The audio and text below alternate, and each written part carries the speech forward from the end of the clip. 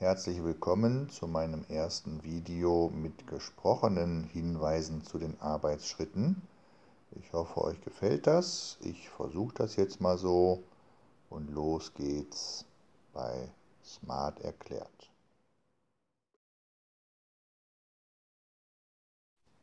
Hier sieht man jetzt als erstes, dass der Zylinderkopf also noch auf dem Motorblock sitzt und der Kabelstrang hängt halt daneben.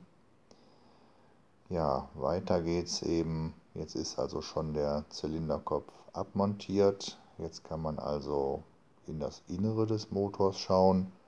Man sieht hier also die einzelnen, also die 3 Zylinder und die 3 Kolben, die da drin sind. Des Weiteren kann man ganz gut die Zylinderkopfdichtung sehen. Man sieht auch, dass die nicht mehr so ganz in Ordnung ist. Und ja, die habe ich dann auch später ausgetauscht. Da kommen wir dann später zu.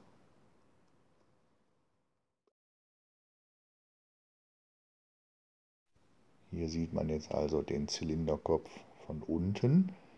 Man sieht die 6 Ventile, die großen runden Dinger sind das. Dazwischen kann man ganz gut erkennen, sind die Elektroden der Zündkerzen.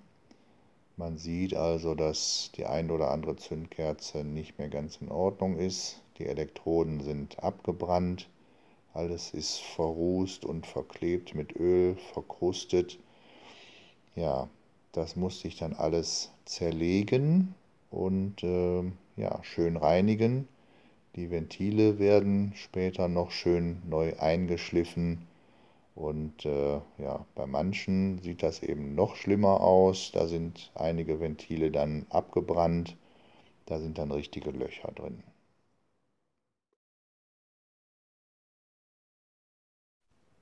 Hier sieht man nochmal schön jetzt die Zündkerzen. Man kann also sehen, dass sie ziemlich schwarz sind und dass da mit der Verbrennung etwas nicht so ganz richtig gewesen sein konnte. Dann ging es endlich los. Ich habe hier die 8 Schrauben gelöst. Das sind die Schrauben, die die Nockenwellenlager festhalten. Und ja, die Schrauben müssen dann halt raus. Und dann kann man eben diese Brücken, so nenne ich sie mal, also die Nockenwellenlager, kann man dann auch abnehmen, abmontieren. Dann hat man also die Nockenwelle, wie man hier sieht, vor sich liegen und kann diese dann einfach abheben. Wenn die Nockenwelle dann demontiert ist, sieht man darunter die Rollenschlepphebel oder Kipphebel, sagt man auch. Und die kann man also auch einfach abheben. Ich habe mir das aber alles dann so hingelegt und sortiert, wie alles montiert war, sodass ich das beim Zusammenbau dann wieder einfacher hatte und nicht erst lange suchen musste, was denn jetzt wohin gehört. Hier sieht man dann auch ganz gut, dass man die ohne Kraftaufwand, diese Rollenschlepphebel, dass man die einfach abnehmen kann. Unter den Kipphebeln kommen dann zum Vorschein die Hydrostößel. Die kann man also auch ganz gut einfach rausheben, rausziehen, ohne großen Kraftaufwand normalerweise.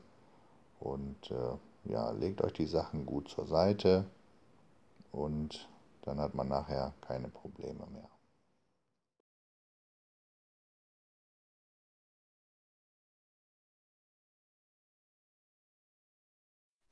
Jetzt wurde das Ganze dann etwas kniffliger. Für den nächsten Arbeitsschritt brauchte ich dann einen sogenannten Ventilfederspanner. Den habe ich mir selber gebaut und ja, das ist halt eine Konstruktion. Könnt ihr jetzt auf den nächsten Bildern auch gut erkennen. Man muss also diese Ventilfedern zusammendrücken, damit man diese kleinen Metallkeile, die die Federn festhalten, damit man diese kleinen Keile entnehmen kann. Dafür muss halt die Feder gespannt werden und ja, am besten sieht man es eben auf den Fotos. Man muss also die Federn wirklich kräftig runterdrücken. Dann nimmt man sich am besten irgendwie einen kleinen Magnet an einem Stab und kann dann, wenn die Feder runtergedrückt ist, diese kleinen Metallkeile, das sind also zwei Hälften, die kann man dann relativ gut entnehmen. Das ist nötig, damit man letztendlich die Feder vom Ventilschaft entnehmen kann und dann kann man nämlich auch den Ventilschaft bzw. das eigentliche Ventil nach unten rausdrücken. Hier sieht man jetzt ganz gut die Keile, die ich da meinte. Das ist ein bisschen fummelig, diese Arbeit, aber es ist machbar.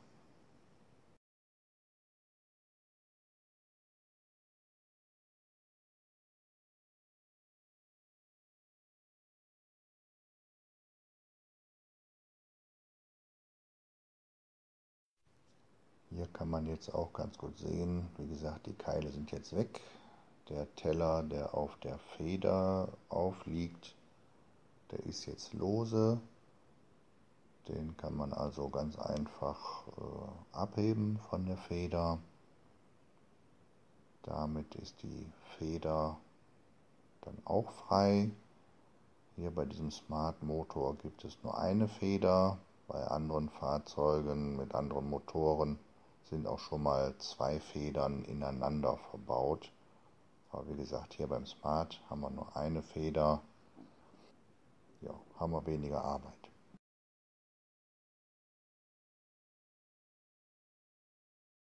So, jetzt ist die Feder ausgebaut. Jetzt sieht man also vor sich, das ist der Ventilschaft. Dann darunter sieht man dann, das ist die Ventilschaftdichtung. Da kommen wir gleich zu. Und unten auf dem Boden kann man noch sehen eine dünne Unterlegscheibe, so nenne ich sie mal. Die müssen wir auch noch rausnehmen, weil wir müssen den Zylinderkopf gleich schön reinigen und damit uns dann nichts abhanden kommt, muss ja alles demontiert sein.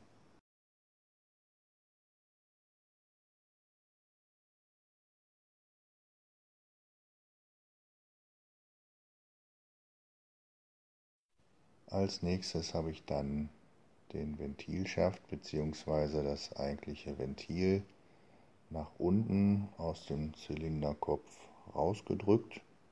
Das geht also auch relativ einfach, ohne großen Kraftaufwand. Und ja, auf dem nächsten Bild sieht man dann das ausgebaute Ventil. Ich habe das dann so gemacht, dass ich mir die eigentliche Ventilfeder wieder auf den Ventilschaft gesteckt habe, dann auch wieder den Metalldeckel da drauf. Dann weiß man immer, wie das alles zusammengebaut war. Dann hat man es schön ordentlich.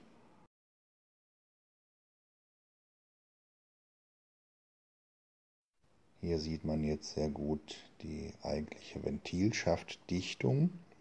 Da ging es mir also auch darum, dass ich die gerne neu machen wollte, weil ich den Verdacht hatte, dass da ein paar Ventilschaftdichtungen undicht waren und dass ich deswegen auch ein bisschen Probleme mit dem Motor hatte. Ich habe dann versucht, mit einer Spitzzange ja, die Ventilschaftdichtung zu greifen. Allerdings habe ich dann gemerkt, das ist ja natürlich Gummi, das ist ja die eigentliche Dichtung. Da sollte man also nicht dran anfassen, weil das funktioniert nicht, reißt natürlich kaputt. Ich habe dann versucht, mit einer gebogenen Spitzzange die Ventilschaftdichtungen ja, rauszudrehen oder rauszuhebeln. Da muss man halt mal schauen, was man da für ein Werkzeug für hat. Und ja, letztendlich habe ich sie dann Gott sei Dank rausbekommen.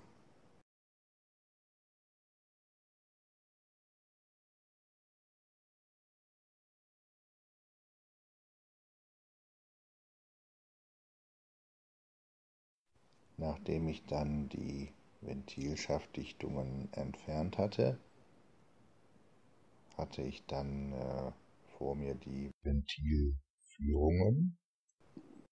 So eine Ventilführung ist ein Röhrchen, da passt ganz genau der Ventilschaft durch, ohne großes Spiel. Ventilführungen dürfen nicht allzu viel Spiel haben, weil sonst schlackert das Ventil nachher und dann schließt es nicht mehr richtig und dann funktioniert der Motor auch wieder nicht ganz sauber.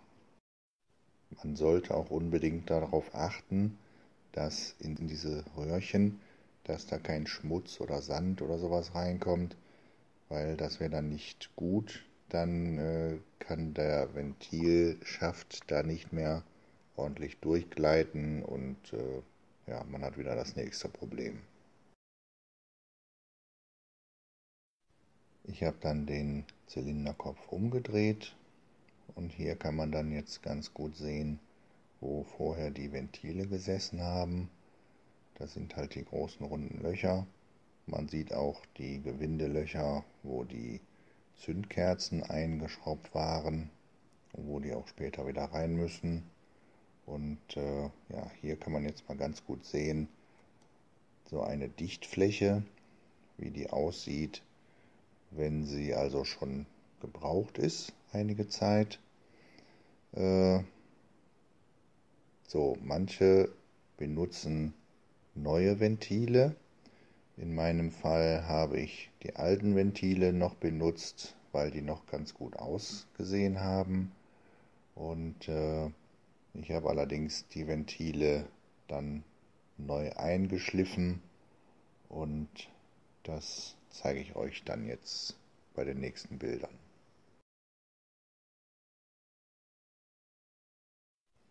So, jetzt kommt hier eine ganz wichtige Arbeit, aber auch eine sehr aufwendige Arbeit. Das ist nämlich das Einschleifen der Ventile. Hier auf dem ersten Bild sieht man jetzt ein Ventil. Ich habe da also schon diese weiße Masse, diese helle Masse, die da drumherum geschmiert ist, um diesen Ventilteller nenne ich ihn mal. Das ist also die Schleifpaste und die muss man also da auftragen. Unter dem Ventil habe ich ein sogenanntes Lapp-Werkzeug angebracht. Das wird also mit so einem Gummisauger wird das da dran gesaugt und ja, der Fachbegriff für das Einschleifen der Ventile, das heißt also Leppen. So wie hier zu sehen, das ist also jetzt schon eine Dichtfläche, die schon geschliffen ist. So sollten die Dichtflächen dann alle später aussehen, wenn man fertig ist mit dieser Arbeit.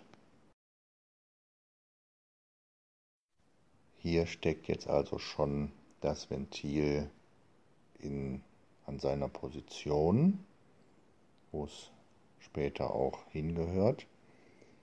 Jetzt nimmt man also dieses Lapp-Werkzeug und drückt das auf das Ventil und man nimmt jetzt dieses Lapp-Werkzeug, dieses Schleifwerkzeug, drückt das zwischen beide Hände und reibt halt seine Hände hin und her, sodass eben dieser Stock, dieses Schleifwerkzeug, auch hin und her gedreht wird, wie man das so vom Feuermachen kennt, aus dem Fernsehen. Genauso funktioniert das eben mit dem Einschleifen der Ventile. Man sieht auch im Hintergrund hier auf einem Foto, es gibt also auch so ein Lapp-Werkzeug für die Bohrmaschine.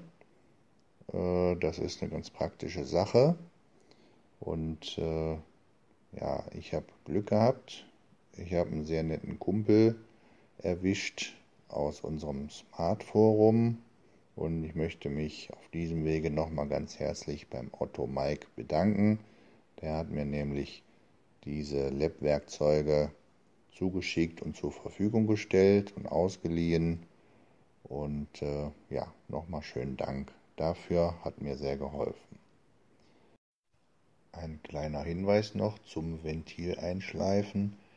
Man sollte sich also pro Ventil doch mehrere Minuten Zeit nehmen und das vernünftig einschleifen, weil die Schleiffläche sollte schon gleichmäßig aussehen, damit das Ventil auch später richtig schön abdichtet. Und das ist halt bei Metall auf Metall, muss das also wirklich richtig vernünftig eingeschliffen sein. Also nehmt euch lieber ein bisschen mehr Zeit dafür, dann habt ihr das vernünftig, sonst fangt ihr nachher nochmal an und das möchte keiner. Nachdem der Zylinderkopf dann zerlegt war, alle Teile abmontiert waren, habe ich dann den kompletten Zylinderkopf gereinigt, rundum mit Bremsenreiniger eingesprüht und mit einem Pinsel dann nochmal drüber gewischt, sodass das alte Öl und Rußrückstände, damit alles schön sauber wurde und ja, die Ventilführungen alle schön durchgepustet und ja, dann ging es dann so langsam wieder ans Zusammenbauen. Angefangen habe ich also mit den Ventilführungen, die man hier also jetzt wieder schön sieht. Da kommen jetzt also die neuen Ventilschaftdichtungen drauf. Die zeige ich euch hier. Da muss man also ein bisschen vorsichtig sein, dass man die Dichtungen bei der Montage nicht schon beschädigt, weil sonst hat man wieder ein Problem, wenn man Pech hat. Ich habe das so gemacht, dass ich also zuerst die Ventilführungen, wo ja die Ventilschaftdichtungen draufgesteckt werden müssen, habe ich also vorher erst schön mit frischem Motoröl eingeölt. Dann habe ich also die Ventilschaftdichtungen vorsichtig draufgedrückt, erstmal mit der Hand draufgedrückt, damit man auch merkt, dass sie also richtig sitzt. Und dann kann man also mit einer 10er Nuss und einer Verlängerung kann man wunderbar die Ventilschaftdichtung richtig auf das Röhrchen der Ventilführung draufdrücken. Man kann vorsichtig mit einem kleinen Hammer mal draufhauen, dass die Führungen bzw. dass die Dichtungen richtig draufgedrückt sind, aber natürlich bitte nicht zu fest, weil sonst beschädigt man nachher die Dichtungen und wie ich schon die ganze Zeit sage, dann hat man wieder ein Problem. Also immer schön mit Gefühl arbeiten und ein bisschen Öl dran tun. So habe ich es jedenfalls gemacht. Dann klappt das schon ganz gut.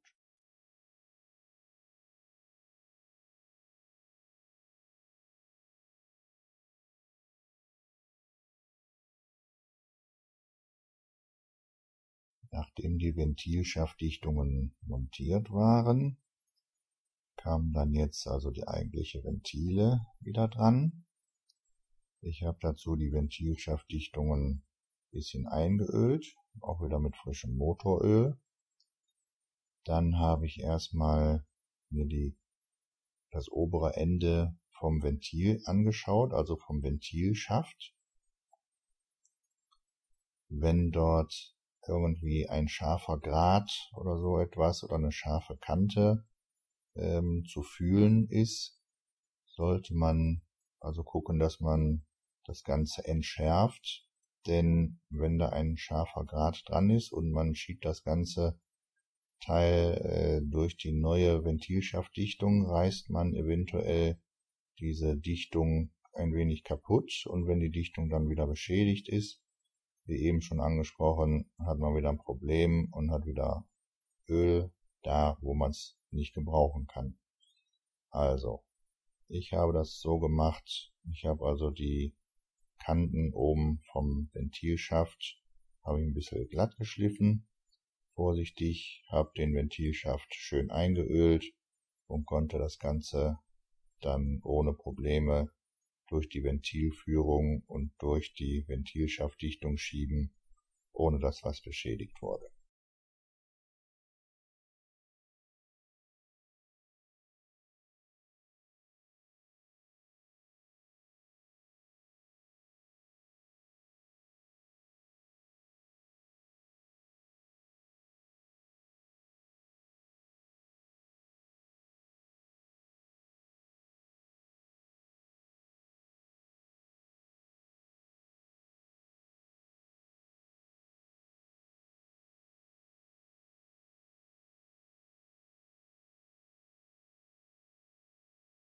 Das Schwierigste war damit eigentlich dann schon geschafft erstmal. Die Ventile waren dann alle drin. Dann bin ich hergegangen und habe das Ganze nochmal gut eingeölt. Dann kam wieder diese Unterlegscheibe, die unbedingt unter die Ventilfedern gehören. Also unter diese Unterlegscheibe habe ich dann auch erstmal ein bisschen Tropfen Öl gegeben, dann die Scheiben da drauf.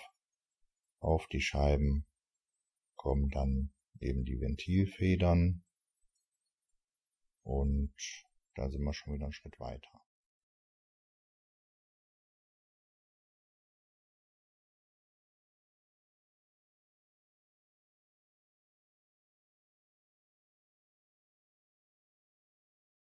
Wie gesagt, ich habe immer alles gut geölt zwischendurch bei jedem Arbeitsschritt.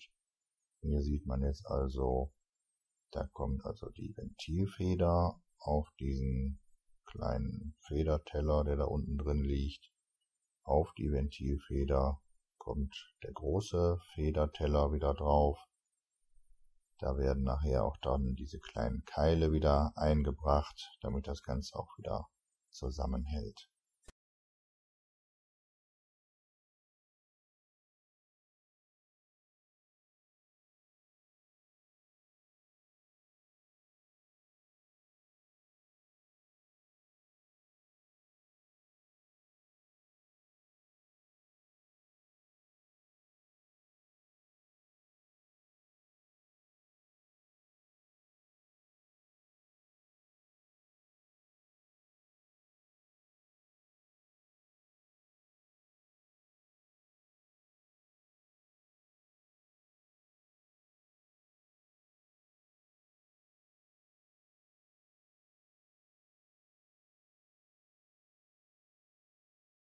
Hier kann man jetzt schön sehen, dass alle Ventilfedern und Ventilfederteller aufgesteckt sind. Und ja, jetzt wird es dann doch nochmal ein kleines bisschen knifflig, denn jetzt brauchen wir wieder den Ventilfederspanner, weil jetzt müssen wieder die Ventilfedern gespannt werden, beziehungsweise ziemlich kräftig nach unten gedrückt werden, damit die Ventile bzw. die Ventilschäfte oben über die Ventilfedern hinausragen und damit wir dann eben die zwei kleinen halben Metallkeile wieder in diese Ventilfederteller einbringen können und diese müssen dann auch richtig in eine Nut einrasten bzw. sich darin festhalten. Man kann das Ganze ein bisschen verbessern, wenn man auch da wieder ein bisschen Öl dran gibt. Durch die Kapillarwirkung saugen sich die kleinen Keile dann an dem Ventilschaft fest und gehen nicht so schnell wieder flöten, weil das Ganze ist schon eine etwas fummelige Arbeit, aber zum Schluss sieht man dann, wie es dann aussehen muss. Und ja, das Ganze soll sich ja dann auch nicht während der Fahrt irgendwann mal lösen. Also sorgfältig arbeiten. So habe ich es jedenfalls gemacht.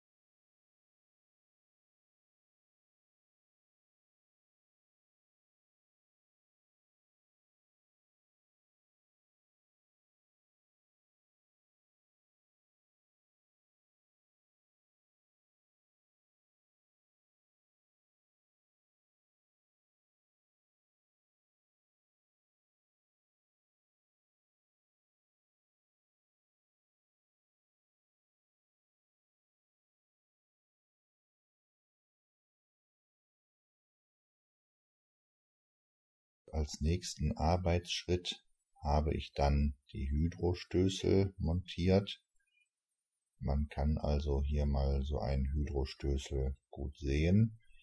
Man sieht unten in der Mitte in dem Schaft, dass da ein kleines Loch ist. Dieses Loch habe ich so gedreht, dass wenn der Hydrostößel im Zylinderkopf eingebaut ist, dass dieses kleine Loch zur Mitte vom Zylinderkopf zeigt. Dort ist also ein viereckiges Loch, wo das Öl später durchströmt und das Öl in diesen Hydrostößel reindrückt durch dieses kleine runde Loch. Ich weiß nicht, ob das so sein muss. Ich habe halt drauf geachtet. Und ja, wie gesagt, die Hydrostößel lassen sich sehr einfach einsetzen. Wieder ein bisschen Öl dran und dann einfach in die vorgesehenen Löcher stecken.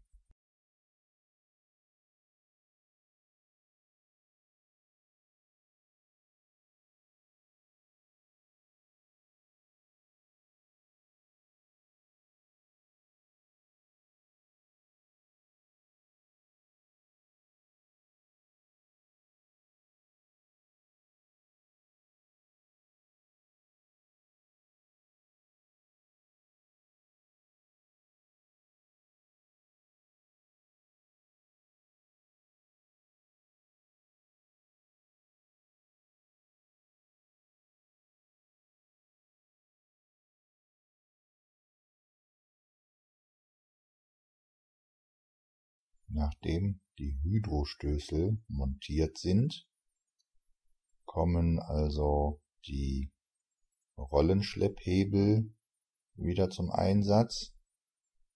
Diese hatten wir ja schön sortiert. Ich weiß aber auch nicht, ob das ganz so wichtig ist. Aber auf jeden Fall müssen die natürlich richtig rum montiert werden. Das heißt, sie werden also immer alle versetzt montiert. Und das ist also auch keine schwere Arbeit. Die werden letztendlich nur auf die Hydrostößel aufgelegt und die andere Seite kommt auf den Ventilschaft.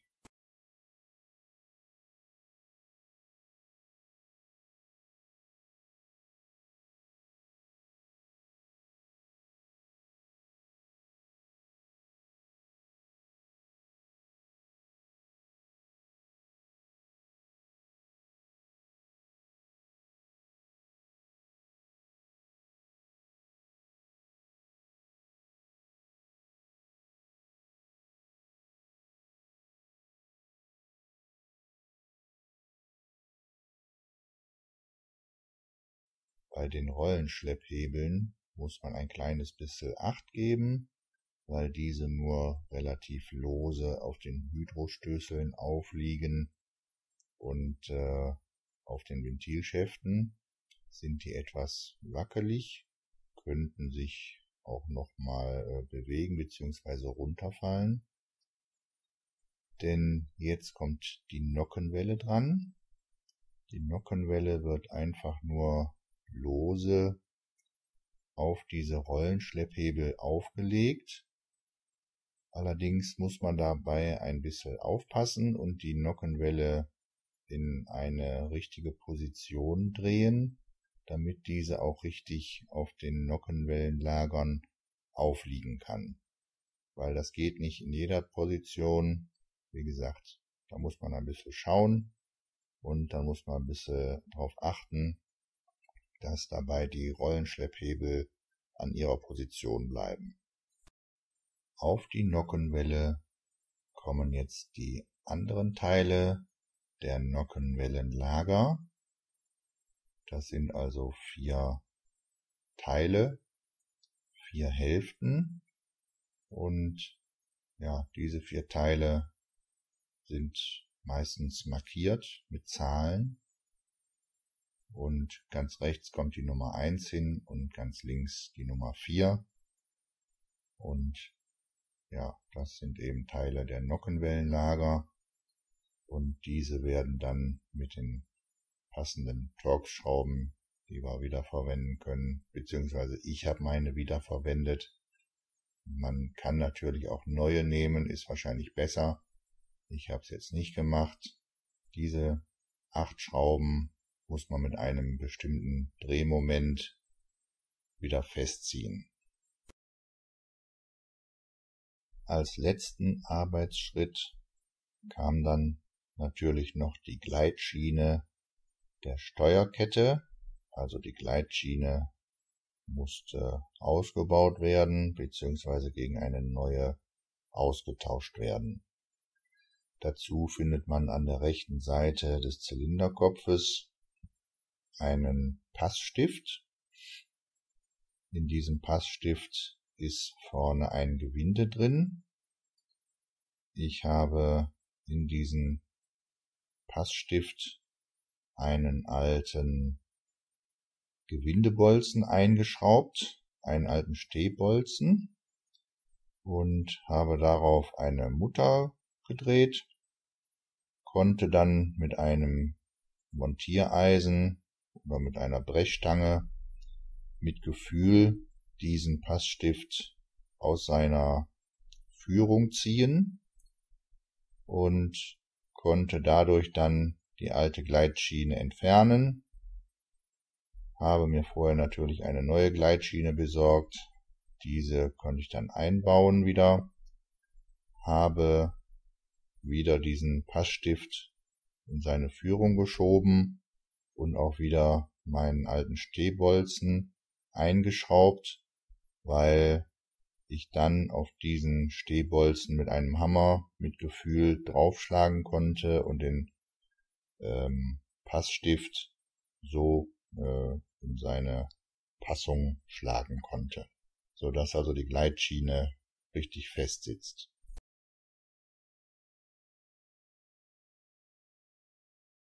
Soweit ist der Zylinderkopf jetzt erstmal überholt und beim nächsten Video zeige ich euch, wie es weitergeht. Wenn euch meine Videos gefallen, dann seid so lieb und abonniert meinen Kanal.